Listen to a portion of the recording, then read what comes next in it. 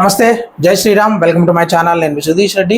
ఈరోజు మనం మాట్లాడుకుందాం Bigg Boss season 8 Telugu episode number 37 గురించి, డే నెంబర్ 36 గురించి.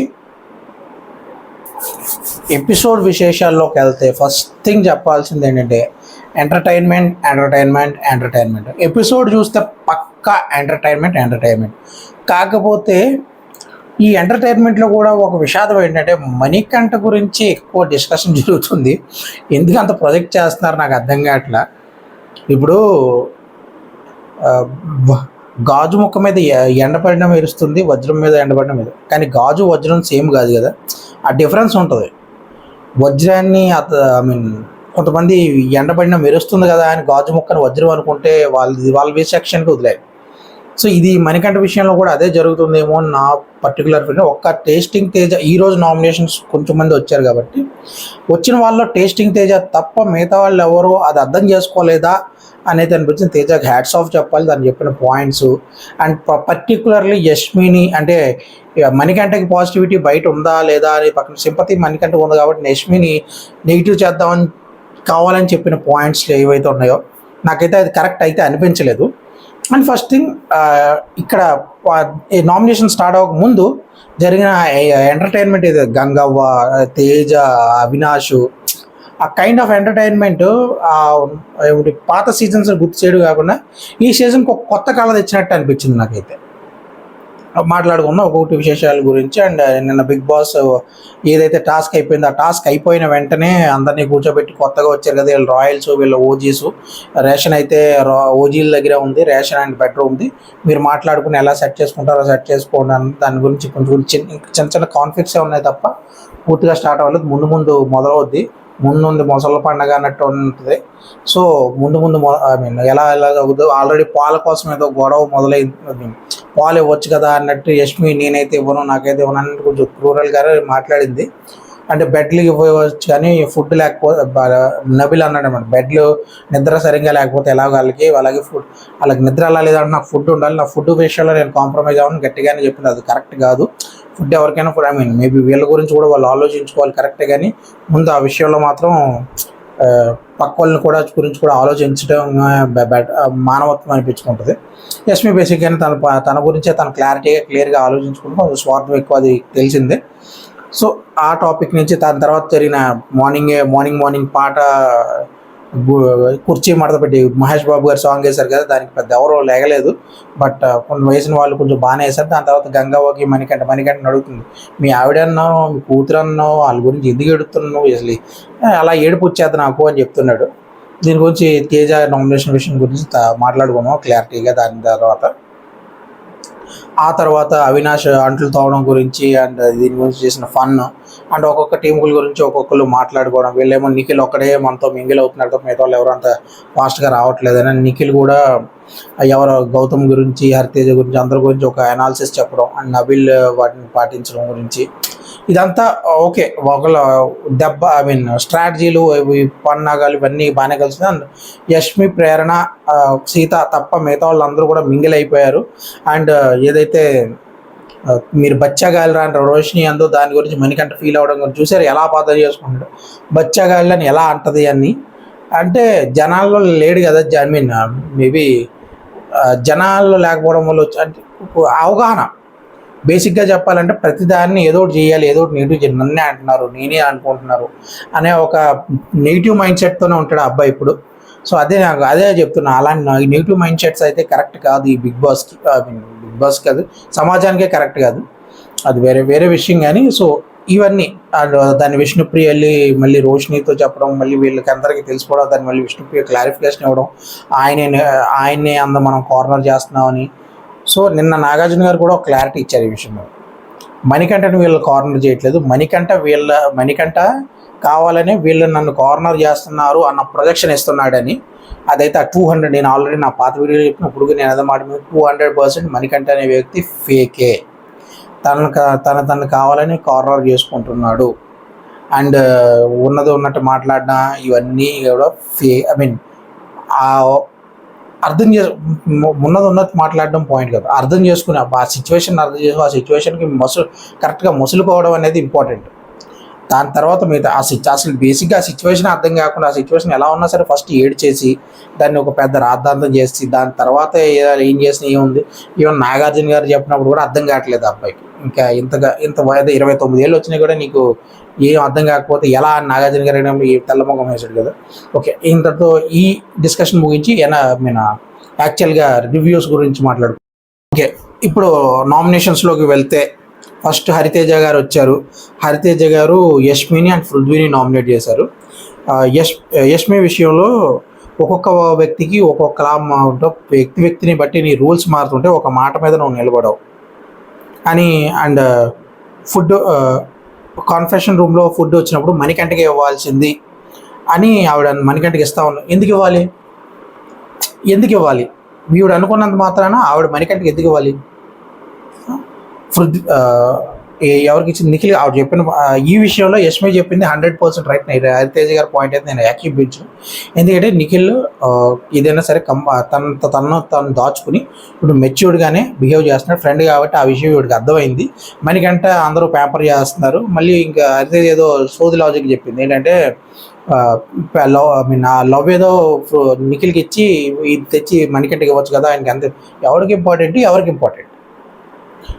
అందరికీ ఇంపార్టెంట్. ప్రతిదీ అందరికీ ఇంపార్టెంట్. ఎవరు ప్రయారిటీ చేసినప్పుడు వాళ్ళు చేసుకుంటారు. ఈవిడ దాని గురించి జడ్జ్ చేసేవడం కరెక్ట్ కాదని నా ఒపీనియన్. ఫస్ట్ ఏదైతే పాయింట్ ఏదో ఒక్కొక్క పర్సన్ దగ్గర అది ఒక వ్యాలిడ్, కానీ సెకండ్ పాయింట్ ఏదో చెప్పింది ఇది బేస్లెస్ పాయింట్. అసలు నా ఉద్దేశంలో కంప్లీట్ బేస్లెస్ పాయింట్.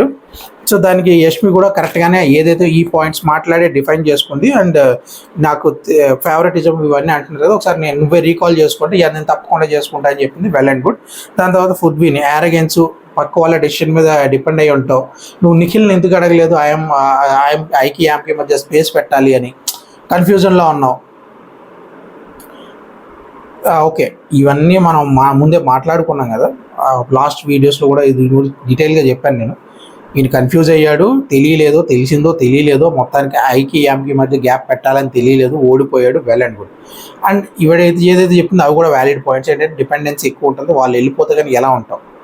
అండ్ నీ ఓన్ ఐడియా కూడా నువ్వు తెచ్చుకోవాలి అని. ఇవన్నీ కూడా వ్యాలిడ్ పాయింట్స్. ఫుల్వి నువ్వు గంట చూసావు కదా, గంటకు మించి చూడలే, ఇంకా చాలా జరిగినాయి దాని గురించి నీకు తెలియదు కదా అని ఏదైతే చెప్పిందో అది కూడా ఓకే. మొత్తం అంతా వీళ్ళు చూసుంటారు కదా. బట్ హరితేజ అది బేస్లెస్ పాయింట్ అని ఇలా చెప్పడం కరెక్ట్ అనిపించలేదు నాకు. ఎందుకంటే వీళ్ళు గంటే కదా, వీళ్ళకే తెలిసేది వీళ్ళ గురించి ఏవేవి ఎలా ప్రొజెక్ట్ అయ్యాయో. అండ్ గంట చూసినప్పుడు వీళ్ళకి అంటే వీళ్ళ పాయింట్ ఆఫ్ వ్యూ ఏంటంటే ఓకే మాకు ఇలా అర్థమవుతుంది అంటే జనరల్ మామూలు కంటెస్టెంట్స్గా చూడండి, ఆడియన్స్ పాయింట్ ఆఫ్ వ్యూలో ఆలోచించండి అని ఆవిడ చెప్పడానికి ట్రై చేస్తుంది. అది అర్థం చేసుకుంటే వెల్ అండ్ గుడ్. బట్ వీళ్ళ పాయింట్ ఆఫ్ వ్యూ కూడా అంటే నీకు గంట కాదా మీరు చూస్తే ఇంకా చాలా ఉన్నాయి, మీకు అర్థం కావట్లేదు. ఎవరికి కావాలి ఇంకో పాయింట్? ఆ గంట ఇంపార్టెంట్ కదా, ఆ గంటలో ఏం వెళ్తుంది అదే కావాలి. సో అది అలా వెళ్తుంది, చూసి దాన్ని బట్టి మీరు అర్థం చేసుకొని వెళ్ళండి అన్నట్టు. కానీ ఇది ఇంకో పాయింట్ నాకు అర్థమవుతుంది ఏంటంటే వీళ్ళు ఎంత కవర్ చేసి ఏం చేసినా కూడా ఫైనల్గా బిగ్ బాస్ కదా పెట్టేది. బిగ్ బాస్ ముందు వెనక ఏమి ఎడిట్ చేసి పెడితే అది మనం చూస్తాం. బిగ్ బాస్ ఏం చూపించాలనుకుంటున్నాడు అదే కదా మనం చూసేది. రియల్ చేసిన వాళ్ళు చేసిన ఏముంది, అది కూడా కరెక్టే కదా సార్, మనం ఆలోచించుకోవాలి కదా సార్. Well sir. సో ఇక్కడ హరితేజ వచ్చి యష్మిని అండ్ పృథ్వీని నామినేట్ చేసిన తర్వాత గౌతమ్ వచ్చాడు, విష్ణుప్రియని అండ్ యష్మిని నామినేట్ చేశాడు. విష్ణుప్రియకి చెప్పాడు ఇండివిజువల్ గేమ్ లేదు, ఒక పృథ్వీ వెనకాల పడి తిరుగుతున్నా డైవర్ట్ అయిపోతుంది ఈ గేమ్ అంతా, ఒకసారి ఆగి ఆలోచించుకో అని. అండ్ దానికి విష్ణుప్రియ లేదు నేను తోపు తురుము అని ఏవో సోది చేయాలని చెప్పింది. అవి ఇదైతే వ్యాలిడ్ పాయింట్ చెప్పాడు.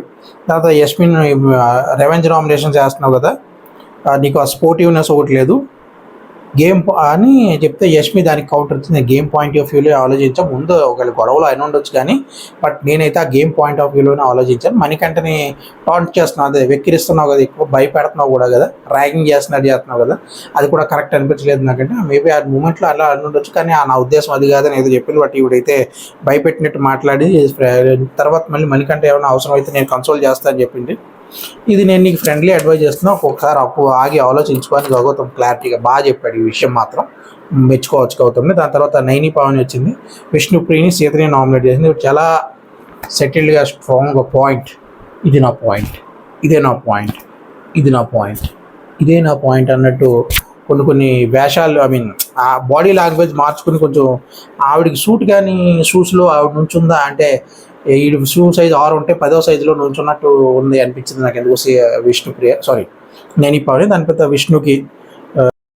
విష్ణుప్రియకి ఏం చెప్తుందంటే, నువ్వు నీకు వచ్చిన ఛాన్స్ లేదు, యూటిలైజ్ చేసుకోవట్లేదు. నాకు ఇంకా అవగాహన రావాలి, నేను తెలుసుకోవాలి, అప్పుడే నేను వెళ్తాను అంటున్నావు. అలా అయితే నీకు 15 వారాలు కూడా సరిపోవు కదా అని చెప్పి ఈవిడ అంది. ఏంటంటే నాకు అవగాహన రావాలి కదా, నేను తెచ్చుకుంటున్నాను అంటే, అలా అయితే 15 వారాలు తెచ్చుకుంటావు నువ్వు, ఇంకా అవగాహన ఇంకెప్పుడు అది నీకు ఎద్దులేదుగో అని ఏదో చెప్తుంది.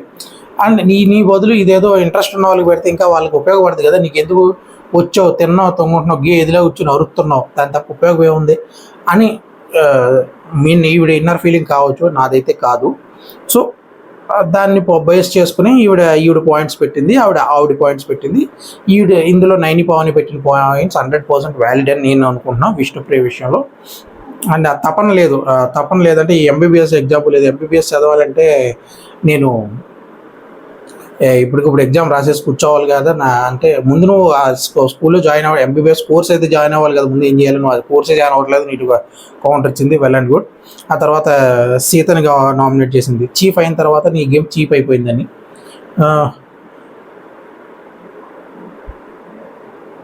అండ్ నీ ఎమోషనే క్రైమ్, ఏడుతూనే ఆడుతున్నావు ప్రతి ఆట, ఏడవకుండా ఆడొచ్చు కదా అంటే అది నా ఎమోషన్ అంది. క్రైమ్ ఒకటే ఎమోషన్ కదా, ఇంకా చాలా one of the emotion crime. నువ్వు ఆ ఒక్క ఎమోషన్నే వాడుకుంటున్నావు అంటే మిగతా ఎమోషన్స్ ఏమైపోయి లూజ్ మోషన్స్ అయినాయా అని అడిగింది. సీత లేదు నా ఇంకా చాలా ఉంది. అండ్ నాకు వార్మ్ వెల్కమ్ కూడా ఇవ్వలేదు, అందుకే నాకు అర్థం కాలేదు. ఇక్కడి నుంచి హగ్ చేసుకుని కొత్తగా మొదలు పెడదాం ఉంది. ఈ 2 పాయింట్స్ కూడా నేను ఏకేపిస్తాను. నేను ఈ పాయింట్స్ కూడా నాకు కరెక్ట్గానే అనిపించాయి, పెద్దగా కామెంట్ చేయడానికి ఏం లేదు. వ్యాలిడ్ పాయింట్స్ పట్టుకుని వ్యాలిడ్గానే నామినేట్ చేసిన తర్వాత వచ్చాడు మెహబూబ్. ఈయన ఏం మాట్లాడాడో, ఏం చేద్దాం అనుకున్నాడో, ఏం చేశాడో ఈయనకి అయినా అర్థమైందో లేదో నాకైతే అర్థం కాలేదు. నాకైతే ఇంత కూడా అర్థం కాలేదు. ఫస్ట్ ఎందుకు ఏం నామినేషన్లో అవి అనిపించింది. సీతని యష్మిని నామినేట్ చేశాడు. నేను ఫస్ట్ ఆఫ్ ఆల్ సీతని నేను అందరితోనే టైం స్పెండ్ చేశాను, కానీ నీతో టైం స్పెండ్ చేయడానికి వస్తే నువ్వు నాకు నన్ను పలకరించలేదు కాబట్టి నేను నామినేట్ చేస్తున్నాను అన్నాడు. ఏంటో ఓకే, నీతో కనెక్షన్ లేదని చెప్పాడు. పర్సనల్గా మనం మాట్లాడుకోవాలి, గ్రూప్లో ఉన్నప్పుడు నేను నీతో ఎందుకు మాట్లాడుతున్నాను గొట్టంగా అదే అని సీత ఇన్నర్గా ఫీల్ అయినా. పైకి గ్రూప్లో ఉన్నప్పుడు నేను నీతో ఎందుకు మాట్లాడితే తర్వాత కొద్దిగా బాండింగ్ పెరగదు, ఒకేసారి నీ మీద అడిపోయి రెక్కేయలేను కదా అనే చెప్పి నీట్గా పద్ధతిగానే చెప్పి పక్కకు తప్పుకుంది. దాని తర్వాత యష్మి వచ్చింది, నీకు కూడా కనెక్షన్ లేదు, మిల్క్ ఇవ్వలేదు నాకు అంటే దాని గురించి మిల్క్ గురించి పెద్ద శాంటాల్ డిస్కషన్ ఉంది. దాని తర్వాత నబీల్ ఏమో నేను ఆల్రెడీ మీకు మిల్క్ ఇద్దాం అనుకున్నాను, ఇంకో 3 ప్యాకెట్లు వచ్చి అందులో 2 మీకు ఇద్దాం అనుకున్నాను, కానీ ఇది మహబూబ్ చెప్పడం వల్ల కాదు, అంతకుముందు అనుకున్నాను, అది మీకు క్లియర్ చేస్తున్నా అని చెప్పాడు. Well and good. దాని తర్వాత టేస్టింగ్ తేజ్ వచ్చాడు. టేస్టింగ్ తేజ ఈసారి క్లారిటీగా క్లస్టర్ గిట్టే నాకైతే point to point valid points మాట్లాడి నామినేషన్ చేశాడు అని అనిపించింది. ఫస్ట్ ఆఫ్ ఆల్ సీతని నువ్వు చీఫ్గా ఉన్నప్పుడు మాటలు ఫస్ట్ ఆఫ్ ఆల్ అందరూ ఉన్నారు అనుకున్నప్పుడు నువ్వు మణికంఠ అనుకున్నావు, మళ్ళీ అక్కడికి వెళ్ళి బిగ్ బాస్ ఏది చెప్పిన మాట విన్న తర్వాత నువ్వు మణికంఠని మార్చేసు. నువ్వు సెల్ఫ్ అనుకున్నావు ఫస్ట్, తర్వాత బిగ్ బాస్ మాట తర్వాత మణికంఠని మార్చేసుకున్నావు. ఇది కరెక్ట్ అనిపించలేదు నాకు. నీకు నీ ఆలోచనల మీద నీకు క్లారిటీ లేదని నాకైతే అనిపిస్తుంది, అంటే అందరికీ అనిపిస్తుంది. ఆవిడ చీఫ్ అయిన తర్వాత చీఫ్ అయిపోయిందన్న విషయం మనకు తెలిసిందే. Well and good. దాని తర్వాత మణికంఠ గురించి చెప్పాడు, మామూలుగా చాచి కొట్టినట్టు ప్రతి పాయింట్. ఫస్ట్ టైం ఏడ్చావు పర్లేదు, సెకండ్ టైం ఏడ్చావు, మూడోసారి, నాలుగోసారికి ఎవడరా బాబు వీడు ఇంతలా ఎడుతున్నాడని నాకే చిరాకు వద్దు. అది మార్చుకోవాలి నువ్వు, అది మార్చుకోకపోతే చాలా చాలా చాలా చాలా కష్టం. ఒకవేళ అది నీకు తెలియకుండా చేస్తుంటే నువ్వు ఖచ్చితంగా చేంజ్ అవ్వాలి. నువ్వు తెలిసి చేస్తుంటే నువ్వు చాలా మంచి గేమర్వి. తేజ క్యాచ్ చేశాడు ఈ పాయింట్. ఇదే నేను చెప్దాం అనుకుంటున్నాను, అందరికీ బుర్ర పెట్టి ఆలోచించండి. ఇదే నేను చెప్దాం అనుకుంటున్నాను. నువ్వు తెలిసి చేస్తుంటే కనుక చాలా మంచి గేమర్వి, అంటే జనాల్ని పుష్పాలను చేస్తున్నావు అని చెప్తున్నాడు. లేకపోతే నువ్వు మార్చుకోవాలి, ఇది కరెక్ట్ కాదు. 29 ఏళ్ళు వచ్చాక కూడా ఇలాంటి ఇది కరెక్ట్ కాదు. ఆ పప్పీ టాస్క్లో అండ్ ఆ పప్పీ టాస్క్లో నువ్వు ఏదైతే ఎమోషనల్గా అందరినీ బ్లాక్మెయిల్ చేసావో, థ్యాంక్ యూ హౌస్ అని, ఇవన్నీ కూడా కరెక్ట్ కాదు. యష్మి నీకు ఎమోషనల్గా సపోర్ట్ చేస్తుంది, ఎప్పుడు కూడా యష్మికి ఎమోషనల్గా సపోర్ట్ చేసినట్టయితే లేదు. ఇది యష్మి కూడా ఇందాక మాట్లాడింది, కాల్కులేటివ్ గేమ్ ఆడుతున్నావు, అందుకే నేను నామినేట్ చేస్తున్నా అని టేస్టింగ్ తేజ మాత్రం అరిపించాడు, మామూలుగా లేదు. క్లిస్టర్ క్లియర్గా క్లారిటీగా మణికంఠంలో మా అద్దంలోనే మణికంఠ ముందే అద్దం పెట్టి ఆ మణికంఠగా చూపించాడు. మామూలుగా లేదు. హ్యాట్స్ ఆఫ్ చెప్పాలి తేజకి ఈ విషయంలో మాత్రం. సో ఇది ఇప్పటికీ మీరు మణికంఠ గొప్ప అనుకుంటే నేనేం చేయలేను, కానీ బట్ స్టిల్ మిగతా ఆయన పక్కన పెట్టేయండి, ఆయన కన్సిడర్ కూడా చేసుకోండి. మిగతా వాళ్ళు గేమర్స్ ప్రాపర్గా ఆడేవాళ్ళు, నబిల్ కానీ నిఖిల్ కానీ పృథ్వీ కానీ లేకపోతే సీతను కూడా కన్సిడర్ చేయట్లేదు. కానీ ఆవిడ కూడా ఎమోషన్, యష్మి కానీ ప్రేరణ కానీ వీళ్ళని కాన్సన్ట్రేట్ చేసుకుని వాళ్ళని పెట్టుకోండి. ఇలాంటి సింపతి సీకర్స్ని లేకపోతే కొత్తగా వచ్చారు కదా ఈ ఎంటర్టైన్మెంట్ అయితే ఎంటర్టైన్మెంట్ బాగా ఇచ్చారు. వీళ్ళు కొత్త వాళ్ళు వీళ్ళు పాత వాళ్ళే కొత్తగా వచ్చారు కానీ బిగ్ బాస్ కూడా అన్నారు కదా, బాగా ఇచ్చారు. ముందు ఇలాగే కొనసాగాలి. ఇలాంటి గొడవలు కూడా క్లారిటీ ఇలాగా క్రమబద్ధంలో ఒక స్ట్రక్చర్డ్ వేలో ఒక పద్ధతి పాడులో ఇలా పద్ధతిగానే వెళ్తూ ఉంటుంది అని నేనైతే అనుకుంటున్నాను. రేపు ఇంకా మిగతా వాళ్ళు కూడా ఉన్నారు కదా, ఇంకెవరెవరు, అవినాష్, గంగవ్వ, రోషిని, వీళ్ళు ఇంకా రావాలి కలిసి ఉంది కాబట్టి నామినేషన్ చేయడానికి ఎవరెవరిని చేస్తారో చూద్దాం. ఫైనల్గా అయితే మణికంఠ మొత్తానికి మా నామినేషన్లోకి తేజ లాక్కుని వచ్చాడు. సో చూద్దాం ఎలా జరుగుతుందో రేపు నామినేషన్. అండ్ నామినేషన్ అయిపోయిన తర్వాత మనం రేపటి ఈ వీడియోలో మిగతా విషయాల గురించి డీటెయిల్గా మాట్లాడడం. అంతవరకు సెలవు, ధన్యవాదాలు.